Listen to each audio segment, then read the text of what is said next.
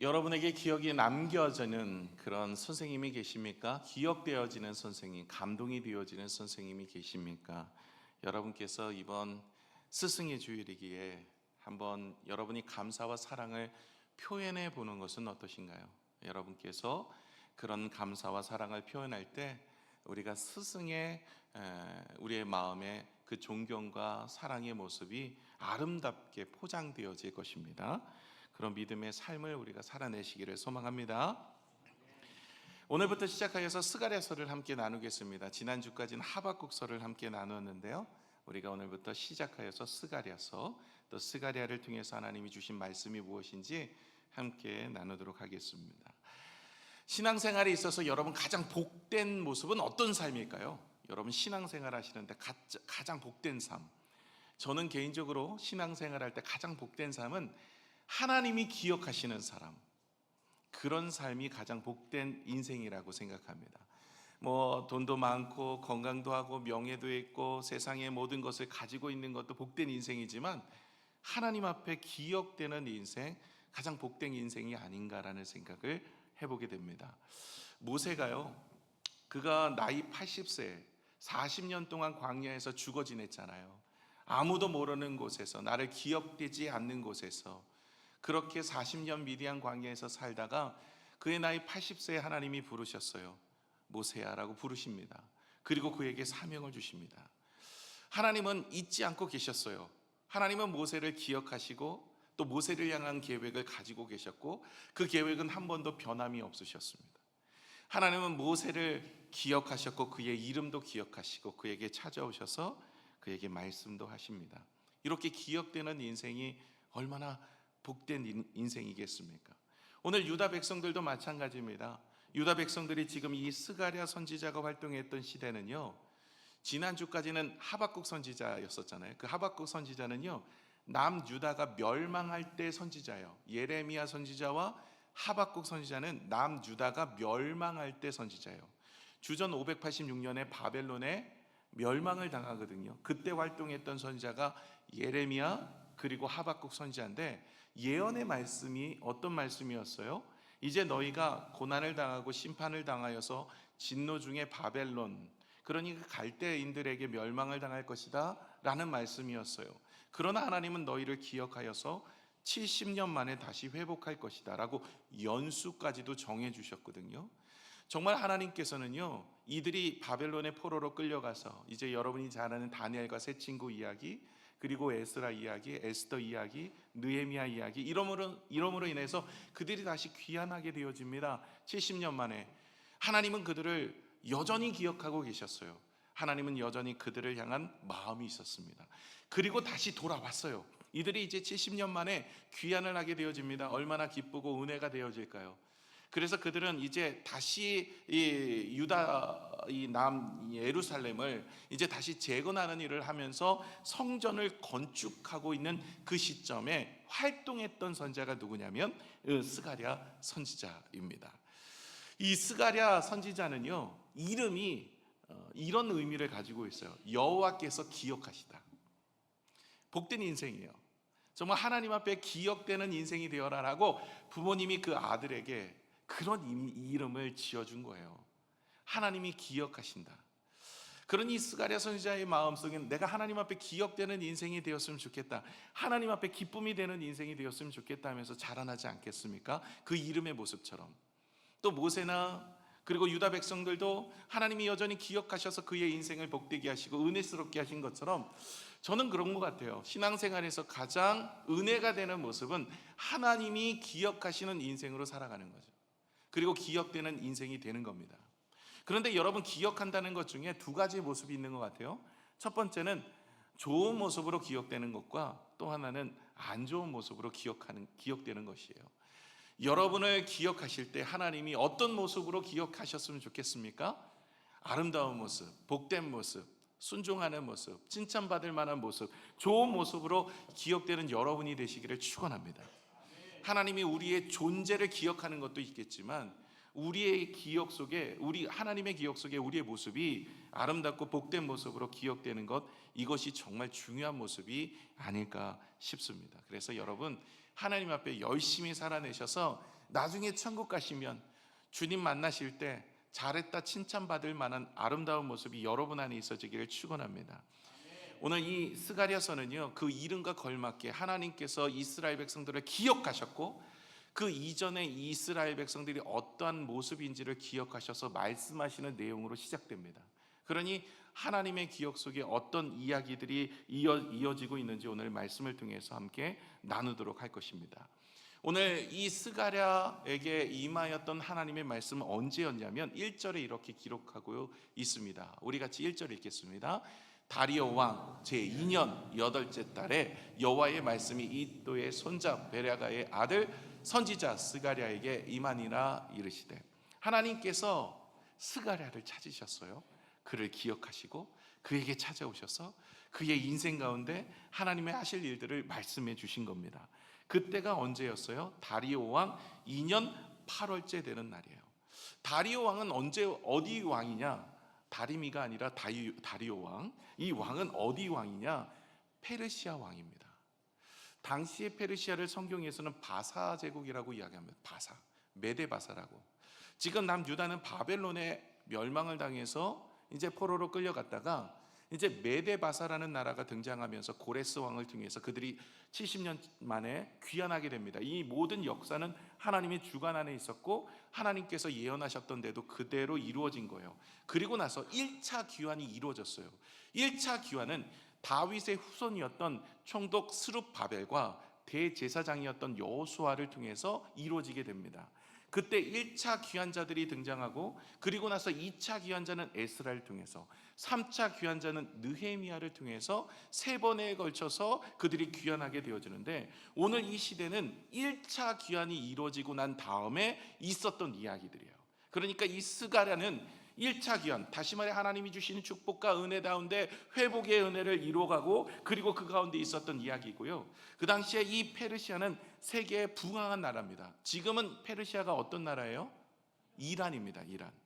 이란의 이름이 원래는 페르시아였어요. 페르시아가 이란으로 이름이 바뀐 겁니다. 지금은 중동에 그냥 그렇게 사는 나라의 한 나라처럼 보이지만 당시에는 세계 패권을 잡고 있는 나라가 페르시아였어요.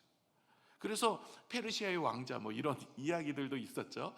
당시에는 대단한 나라였었거든요. 그때 세계 패권을 잡고 있었던 시대 때 다리오 왕 때 일어난 사건들을 이야기하고 있는 내용이다라는 것입니다.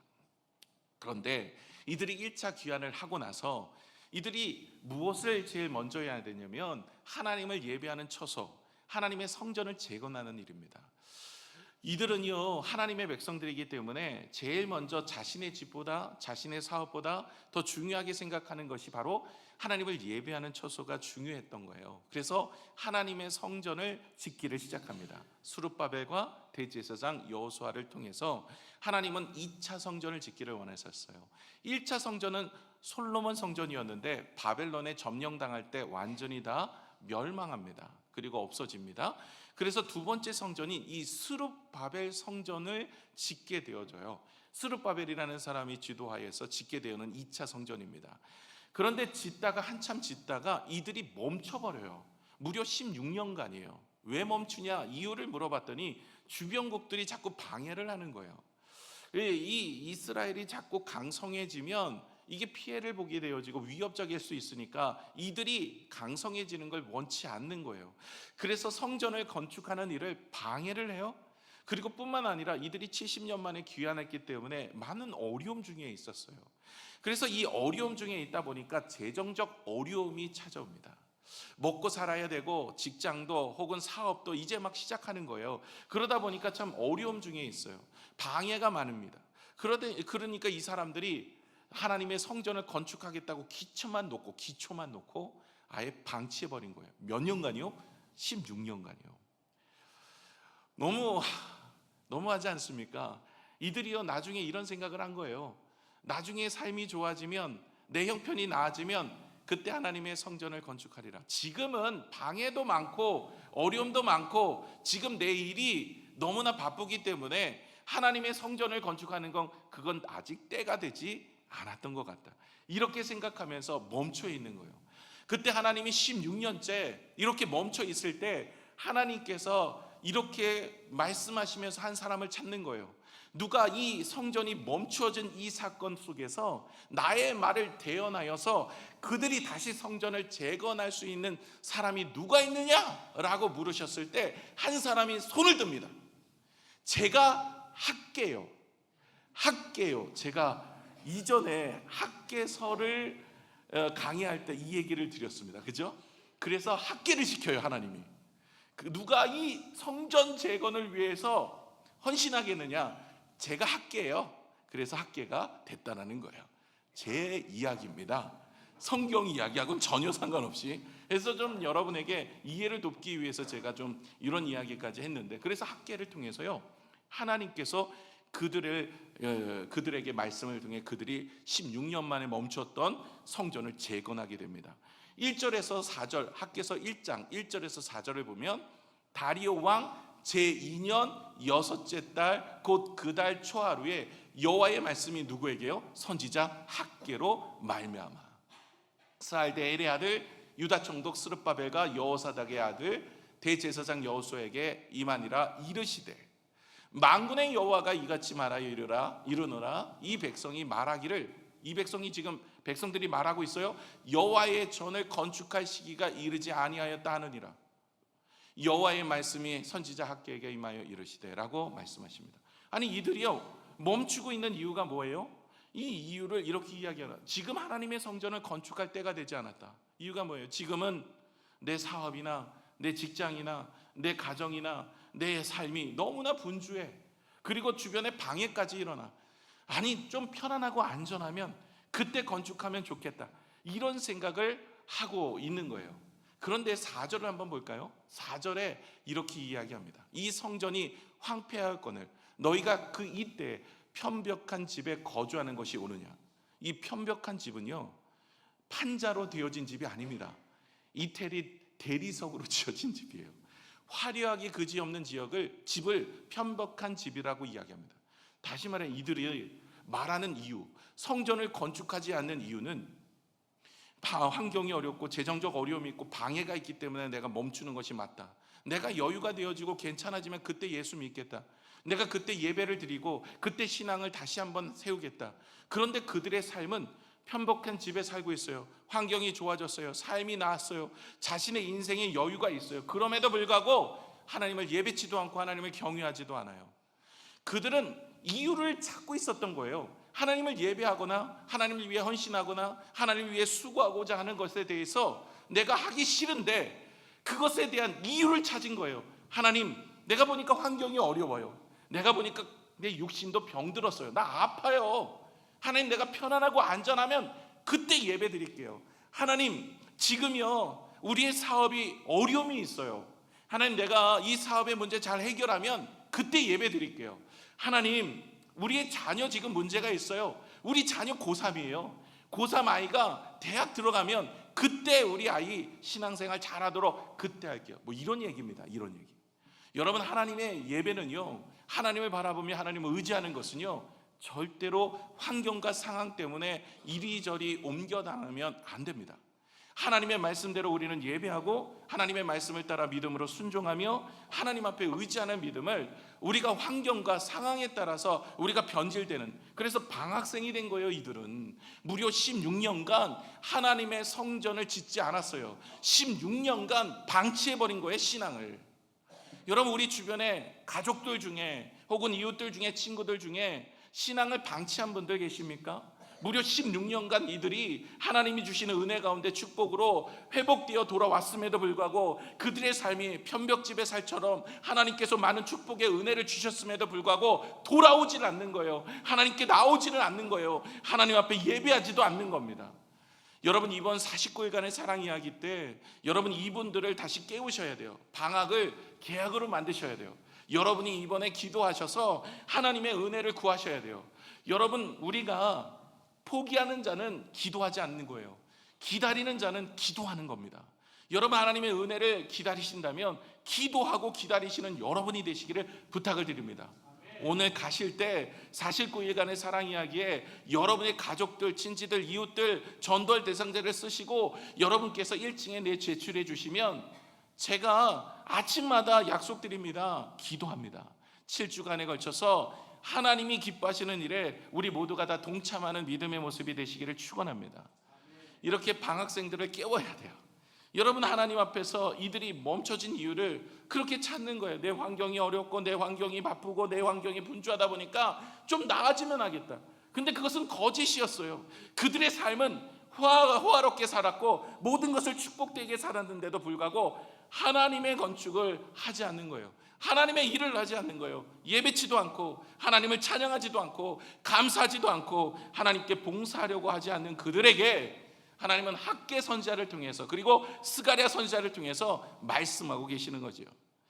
이제 학개 선지자가 14절 15절에 선포를 했더니 여호와께서 스알데엘의 아들 유다 총독 스룹바벨의 마음과 여호사닥의 아들 대제사장 여호수아의 마음과 남은 모든 백성의 마음을 어떻게 하셨다고요? 하나님이 감동시키셨어요. 그들이 와서 만군의 여호와 그의 하나님의 전 공사를 하였으니 그때는 다리오 왕 제2년 여섯째 달 24일이었더라 라고 기록되어 있습니다.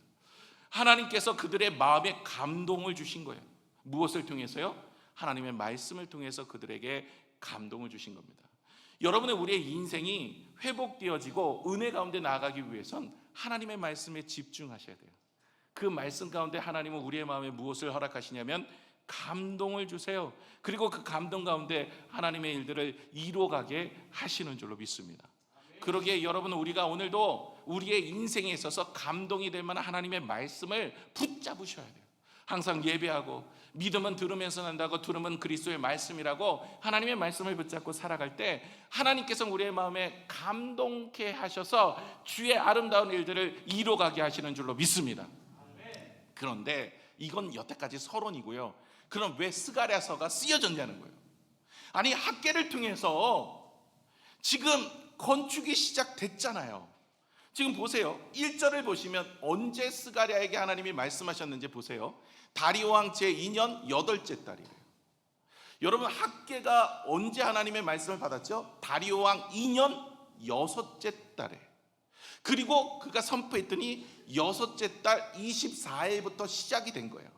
그런데 8째 달에 스가랴에게 찾아오셔서 다시 말씀하신 거예요. 왜 그랬을까요? 하나님은 지금 건축이 시작됐어요. 하나님 감동을 주셔서 그들이 다시 16년간 멈췄던 하나님의 성전을 건축하기 시작했어요. 그리고 나서 한 달 보름 만에 주님이 다시 스가랴를 찾아와서 말씀하신 거예요. 이유가 뭘까요? 학개를 믿지 못해서? 학개 너 안 되겠다, 다른 애를 좀 찾아야 되겠다. 아닙니다. 학개가 하는 일이 있고 스가랴가 하는 일이 있어요. 그럼 스가랴는 무엇 때문에 하나님이 말씀하시고 부르셨냐고요? 그 이름대로 기억한다라는 거예요. 오늘도 이제 2절에서부터 쭉 내려가는 것은 무엇을 이야기하고 있어요? 이제 너희의 과거의 조상들이 어떤 모습으로 샀는지 내가 기억하고 있다. 너희 과거의 조상들이 왜 멸망했는지를 내가 기억하고 있다. 그러므로 너희도 이와 같은 삶을 살지 말고 하나님의 말씀을 살아서 실패를 반복하지 말아라라는 것을 말씀하고 있는 거예요. 하나님은요, 그들을 70년 만에 돌아오게 하시는 기억을 하셨어요. 그들의 존재도, 그들의 이름도, 그들의 필요도, 그들의 삶도, 그들의 이름을 기억하시고 그들을 부르셨어요.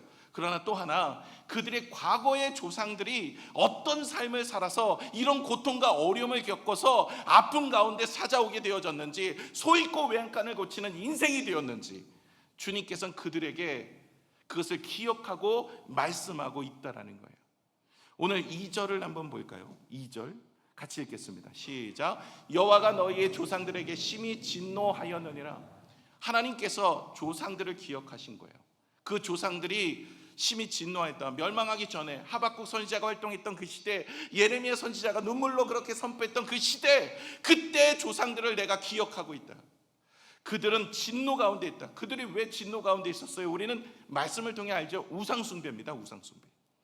여러분, 하나님을 사랑해야 되는데 하나님보다 더 사랑하거나 하나님만큼 사랑하는 게 있어요. 여러분, 하나님만 사랑하시기를 부탁을 드립니다. 여러분, 이것도 부담이 되시는 분들이 있으세요. 교회 처음 나왔는데 자꾸만 하나님 사랑하라고. 나는 내 아내도 사랑해. 아내. 내 자녀도 사랑해. 혹은 내 인생을 더 사랑해. 이런 분들이 계세요. 근데 여러분, 하나님께서 우리를 구원하시고 우리에게 새 생명을 주셨음을 깨닫고 나면 우리가 하나님만 경배하고 하나님만을 의지하고 하나님만을 사랑하게 되어지는 인생이 되어지는데, 이스라엘 백성들은 하나님 말고 다른 신들을 찾기 시작해서 바알이나 아세라 뭐 이런 신들이죠. 그러다 보니까 하나님께서 그들을 책망하신 겁니다. 이것이 첫 번째입니다. 여러분, 이스라엘 백성들이 왜 하나님을 진노케 만들었을까? 그것은 우상 숭배입니다. 하나님보다 더 사랑하는 것이 있다면 내려놓으라는 거예요. 오늘 첫 번째, 이 스가랴를 통해서 지금 재건되고 있어요. 잘하고 있어요. 이들에게 감동을 주셔서 하나님이 16년간 멈췄던 하나님의 성전을 다시 세워가고 있습니다. 이 이야기는 우리의 첫사랑을 다시 회복하면서 하나님 앞에 이제는 예배로, 하나님을 찬양함으로, 하나님께 봉사함으로 내가 다시 한번 하나님, 내가 첫사랑을 회복하겠습니다라고 결단하며 나아가는 인생에게 필요한 세 가지를 스가랴서를 통해서 말씀하고 있는 거예요. 지금 이 성전 재건하고 있다니까요. 지금 한 지가 벌써 한 달 보름이 됐다니까요. 그런데 주님께서는 이 성전을 재건하는 것보다 더 중요한 것, 예배를 드리고 있는 것보다 더 중요한 것, 하나님께 봉사하고 찬양하는 것도 좋지만 그것보다 더 중요한 것이 무엇인지를 일러주고 있는 거예요. 첫 번째는 우상 숭배. 이거 하나님이 진노한다. 너희가 하나님 앞에 지금 예배하고 하나님을 찬양하고 하나님을 경배하고 이 자리에 앉아 있는 것 좋다. 그런데 문제는 너가 하나님을 사랑하고 하나님보다 더 사랑하는 것들을 제거하지 않는다면, 하나님만 사랑해야 되는데 너희가 돈을 사랑하거나 건강을 사랑하거나 너의 인생의 쾌락을 사랑하거나 하나님보다 더 사랑하는 그 우상 숭배가 있다면 다시 이전으로 돌아갈 것이다. 너희가 아무리 예배를 드리고 아무리 주님을 찬양하고 아무리 헌물을 드리고 아무리 하나님께 봉사를 해도 우상 숭배 제거하지 않으면 다시 너의 과거의 조상들처럼 멸망할 것이다. 다시 인생이 무너질 것이다. 늘 기도 제목이 있고 늘 눈물로 잃어가고 늘 사업의 문제, 가정의 문제, 자녀의 문제 때문에 늘 고민하게 되어지는 인생이 되어질 것이다. 너는 하나님만 택하라, 이렇게 말씀하고 계십니다. 여러분 마음속에 우상 숭배, 이게 뭘까요?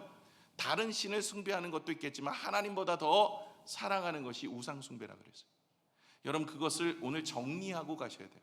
그래야 하나님께 첫사랑을 회복하는 믿음의 모습이 되어지는 줄로 믿습니다. 하나님보다 더 사랑하는 것, 이거 내려놓으셔야 돼요. 그거 아니면 우리는 넘어질 수밖에 없는 인생이 되니 주님께서 그들에게 스가랴를 통해서 다시 말씀하고 있는 겁니다. 하나님은 질투의 하나님이십니다. 하나님보다 더 사랑하는 걸 기뻐하지 않으세요. 여러분, 연인이 있다고 보세요. 이 연인이 있는데 남자가 저 앞에 아름다운 여인이 와요. 그 아름다운 여인이 오면 이렇게 해서 고개가 돌아갑니다. 그러면 옆에 있는 그 여자친구가 어떻게 반응합니까? 여러분, 아내가 어떻게 반응해요? 1부 때는 얘기했더니 꼬집는다. 꼬집기도 하지만 맞기도 합니다. 때로는 죽을 수도 있어요. 이러면서 우리는 사실은 옆에 있는 사랑하는 아내가 혹은 사랑하는 남편이 한눈 파는 걸 못 봅니다. 그렇죠? 나만 사랑해야지 자꾸만 다른 데 눈을 자꾸 보면 되겠습니까? 다른 데 눈을 돌리면 되겠습니까? 하나님도 마찬가지. 여러분, 예수 믿으면서 자꾸 다른 데로 눈을 돌리지 마세요. 세상 것, 세상의 성공, 부귀영화, 물론 우리의 삶에 있어서 그것이 필요합니다. 필요한 건 하나님이 알아서 책임져 주시고 채워주실 겁니다. 그런데 우리가 거기에 너무 마음을 두어서 하나님보다 그것을 더 사랑하는 인생이 되어진다면 하나님께 기쁨이 되지 못할 것입니다. 그래서 여러분, 우리가 하나님 앞에 다시 신앙을 재건하는 인생 가운데 중요한 첫 번째 단추는 무엇이냐? 우리의 우상 숭배의 것들을 제거하는 것, 그 죄 가운데 있는 모습입니다. 하나님보다 더 사랑하는 것이 있으면 그거 내려놓지 않으면 그것 때문에 또 다시 우리는 이전의 조상들의 모습으로 돌아갈 수 있으니 주님이 스가랴 선지자를 통해서 제거하라는 거예요. 두 번째는 4절입니다. 우리 4절을 보시면 너희 조상들을 본받지 말라. 옛적 선지자들이 그들에게 외쳐 이르되 만군의 여호와께서 이같이 말씀하시기를 너희가 악한 길 악한 행위를 떠나서 돌아오라 하셨다 하나 그들이 듣지 아니하고 내게 귀를 기울이지 아니하였느니라 여호와의 말이니라.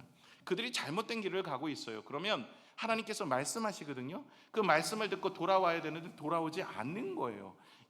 귓등으로도 듣지 않는 겁니다. 한 귀로 듣고 한 귀로 흘려보내는 거예요.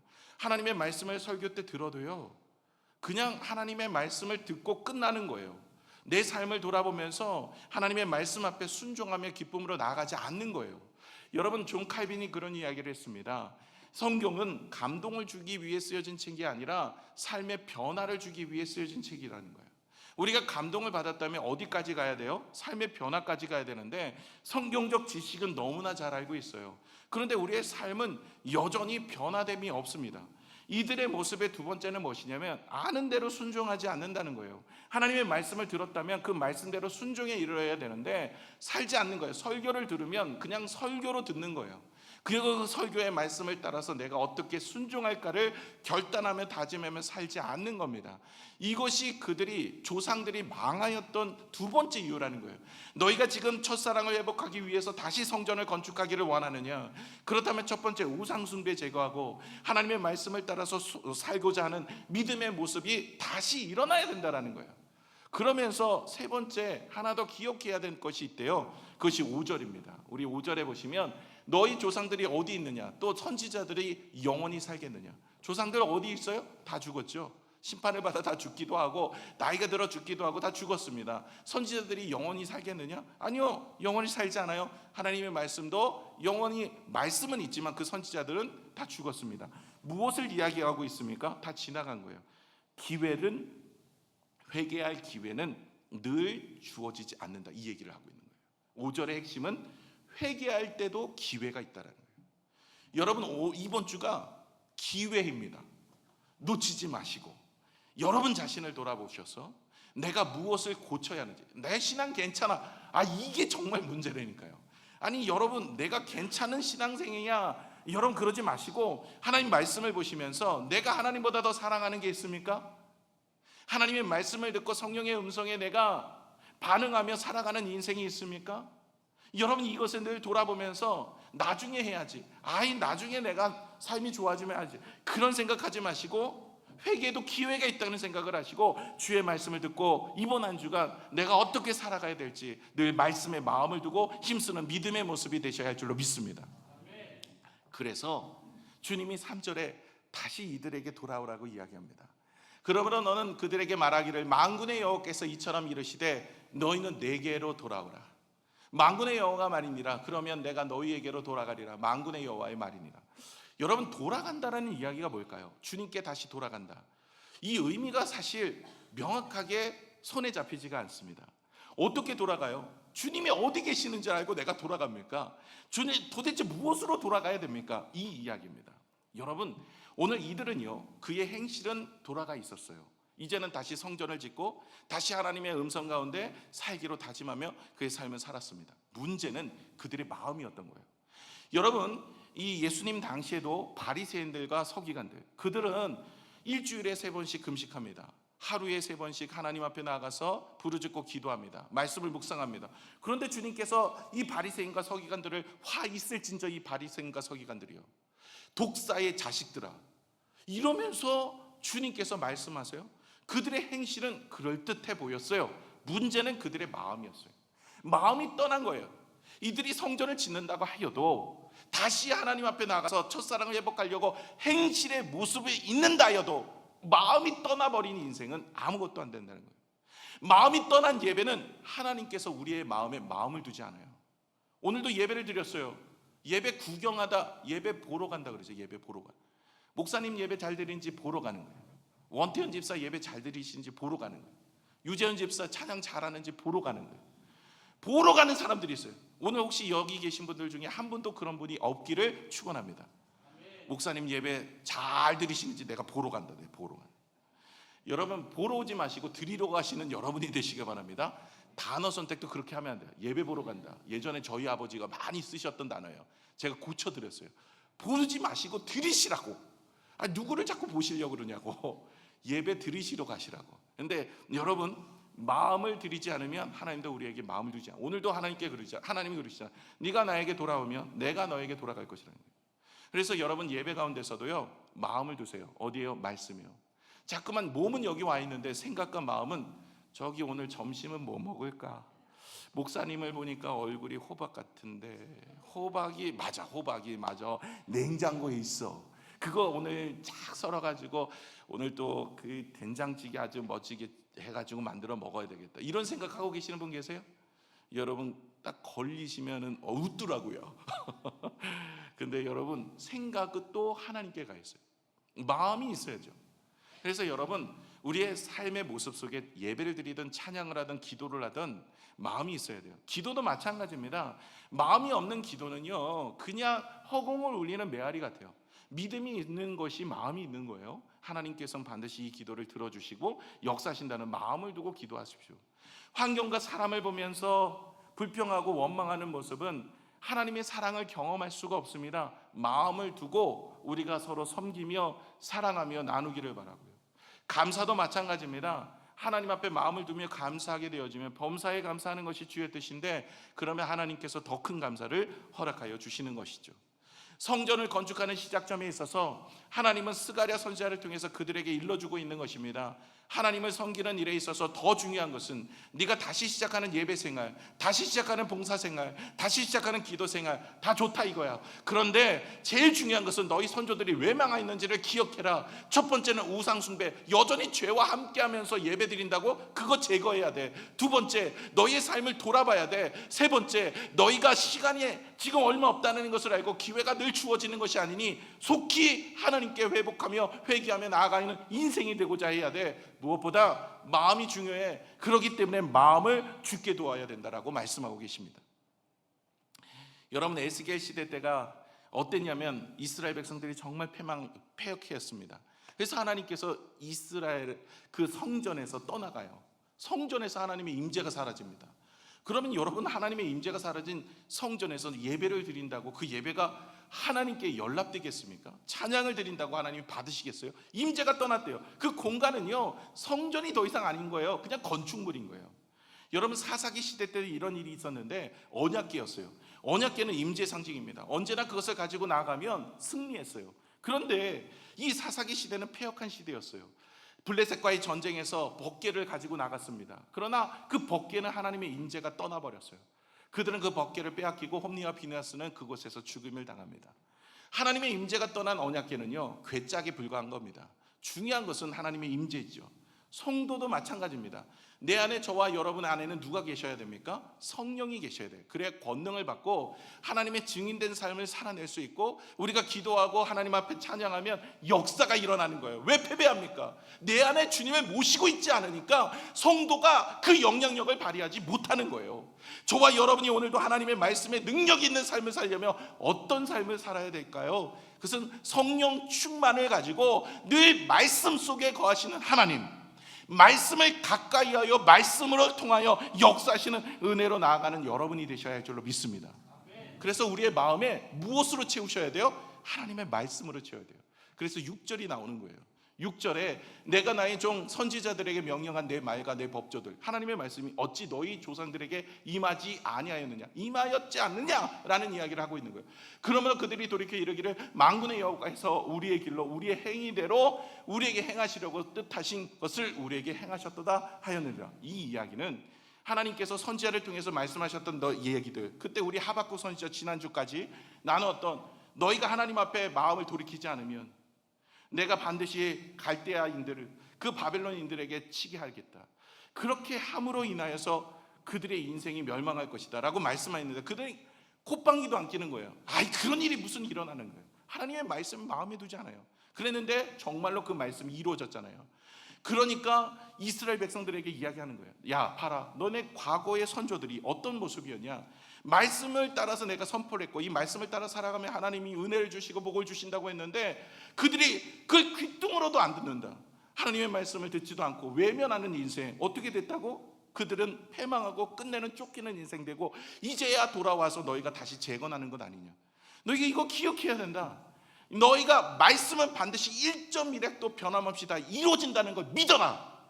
오늘도 저와 여러분이요 신앙생활을 다시 할 때요 가장 중요한 것은 말씀을 마음에 새길 뿐만 아니라 그 말씀이 곧 역사하시는 하나님의 능력이 되고 반드시 일하시는 하나님의 역사가 있다는 것을 믿으셔야 합니다.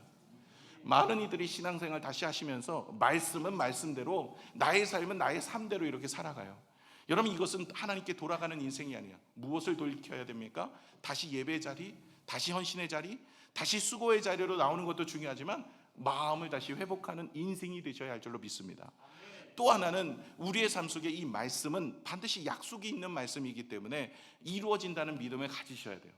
여러분, 한 예로 기도하면 하나님이 들으실까요? 안 들으실까요? 왜 소극적이세요? 기도하면 하나님 들어주십니다. 이거는 말씀입니다. 그렇죠? 그건 약속이 있어요. 그 약속의 말씀은 반드시 하나님이 하셨기 때문에 응답해 주십니다. 여러분, 내일 새벽 기도에 나오시면 하나님께서 여러분의 기도를 100% 들어주실 겁니다. 이것도 아멘 안 해. 왜냐하면 내일 새벽에 안 나올 거거든. 내가 나오고 싶은 마음이 지금은 없어. 근데 여러분 생각해 보세요. 정말 하나님이 저에게 계시를 주어서 여러분에게 내일 새벽에 나와서 기도하는 모든 기도는 내가 들어줄 거야 라고 선포했다고 생각해 보세요. 그리고 그것이 사실이라면 내일 아침에는요 번호표 뽑고 돌아와야 돼요. 쉽지 않아요. 그렇죠? 근데 왜 우리가 기도 안 해요? 기도가 해도 안 된다는 생각을 가지고 있는 거다 보니까 기도 잘 안 해요. 말씀을 마음에 품지 않아요. 말씀대로 산다고 뭐가 달라질 게 있는가? 이런 생각을 하는 거죠. 그렇기 때문에 하나님은 우리에게 일러주시는 거예요. 너희가 신앙생활을 다시 첫사랑을 회복하며 열심히 하려고 하느냐? 그렇다면 너의 마음을 주께 드리는데 하나님이 내 안에 거하시고 그것도 하나님께서 성령으로 내 안에 거하시는데 말씀 속에 거하십니다. 그래서 말씀을 가까이 하고 그 말씀이 반드시 이루어진다는 것을 믿고 그렇게 신앙생활 하라는 거예요. 여러분도 이제 다시 신앙생활 하시는 분들도 계시고 신앙생활 쭉 하고 오시다가 내가 다시 한번 첫사랑을 회복하고자 하는 결단을 가지고 또 세워가시는 분들도 계실 겁니다. 그럴 때 여러분 꼭 이거 잊지 마세요. 우리의 죄악은 청산하시고, 그리고 두 번째, 하나님의 말씀으로 내 삶을 돌아보시고 회개에도 기회가 있다는 것을 아시고, 여러분 회개할 때 속히 하실 뿐만 아니라 내 마음에 하나님의 말씀을 품고 사시고 그 말씀은 반드시 이루어진다는 믿음을 가지고 사신다면 반드시 여러분의 삶 속에 역사가 이루어지게 되는 줄로 믿습니다. 말씀을 맺겠습니다. 이 조상들은 왜 멸망하게 되었습니까? 이스라엘 백성들, 이 유대 백성들이 조상들은 왜 멸망하게 되었습니까? 그것은요, 그들이 말씀에 반응하지 않아서요. 우상 숭배를 하든 잘못된 길을 가든 하나님은 계속 선지자를 통해서 말씀하고 계셨어요. 그런데 그들이 그 하나님의 말씀을 전혀 듣지 않습니다. 아니, 이 말씀이 정말 이루어진다고? 말 같지도 않은 소리야. 이러면서 그들은 그 말씀을 가까이 하지 않았어요. 어찌 보면 오늘 우리의 모습일 수도 있어요. 오늘도 나에게 들리는 성령의 음성, 오늘도 이 자리에서 나에게 주신 하나님의 말씀을 전혀 들으려고 하지 않아요. 그냥 한 시간 때우고 가는 거예요. 그냥 한 시간 그냥 앉아있다가 신앙생활 한다는 거예요. 이걸 하나님이 지적하고 계시는 거예요. 그건 신앙생활 아니야. 그건 예배생활 아니고 그건 온전한 신앙의 모습을 가진 것이 아니야. 지금 네 마음이 어디 있어? 내가 너의 마음을 받는 거야. 오늘 예배에 나왔는데 나는 지존한 자야. 너가 예배하지 않아도 더 올라갈 수가 없는 자리까지 올라가 있어. 내가 너의 모습 중에 가장 귀한 것은 너의 마음을 보는 거야. 마음이 딴 데 있지 않고 하나님께 있기를 주님이 원하시는 겁니다. 또한 우리의 마음에 무엇으로 채우셔야 되냐면 말씀으로 채우셔야 돼요. 하나님의 말씀은 살아 운동력이 있습니다. 우리의 관절과 골수를 찌어 쪼개며 우리의 삶 속에 역사하십니다. 예수님도 여러분 그 시험에서 이겼던 능력은 오직 말씀이었어요. 우리가 말씀을 가까이 해야 돼요. 그 말씀이 살아 역사하신다는 것을 믿어야 돼요. 그리고 그 말씀은 반드시 이루어진다는 확신을 가지셔야 돼요. 이것이 바로 우리가 회복된 인생의 첫걸음입니다. 여기서부터 시작하는 거예요. 다시 돌아간다는 건요, 우리의 마음을 돌이키는 거고요, 다시 말씀으로 돌아가는 거예요. 저와 여러분이 다시 주님께로 돌아가셔서 이번 연도에는 하나님의 은혜가 우리의 삶 속에 차고 넘치는, 그리고 하나님의 일하심을 경험하는 믿음의 삶을 살아내는 여러분이 되시기를 축원합니다. 함께 기도하겠습니다.